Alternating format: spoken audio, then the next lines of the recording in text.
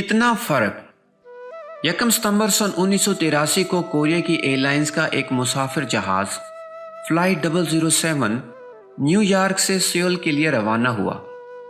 وہ کمچاٹکا کے اوپر اڑ رہا تھا کہ روسی فوج نے اس کو مار کر گرا دیا۔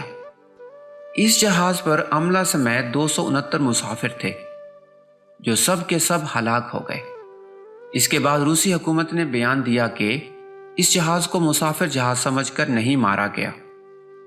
روسی فوج نے اس کو امریکہ کا RC-135 اسپائی پلین یعنی جاسوسی جہاز سمجھا اور مدافعت میں اس پر وار کیا۔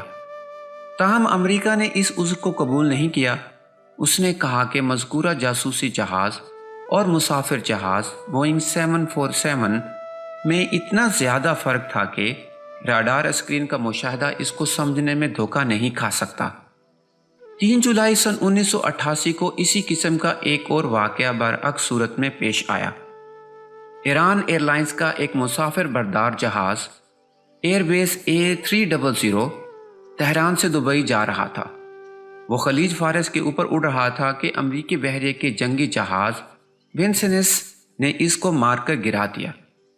عملہ سمیت اس کے 290 مسافر ہلاک ہو گئے۔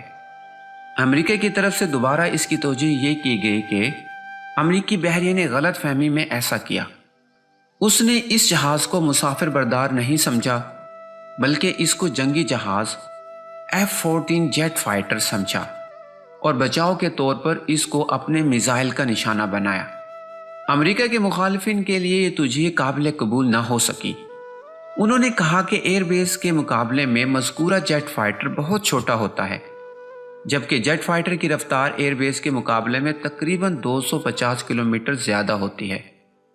امریکہ کے بحری جہاز کے رڈار اسکرین پر یہ فرق واضح طور پر دکھائی دے رہا ہوگا، اس لیے دونوں میں اشتباہ پیدا ہونے کا کوئی سوال نہیں۔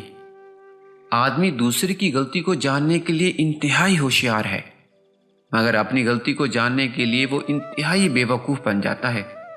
یہ دوہرا معیار خرابیوں کی جڑ ہے۔ اگر لوگ ایک معیار والے ہو جائیں تو تمام خرابیاں اپنے آپ ختم ہو جائیں۔ مولانا وحید الدین کی کتاب زندگی۔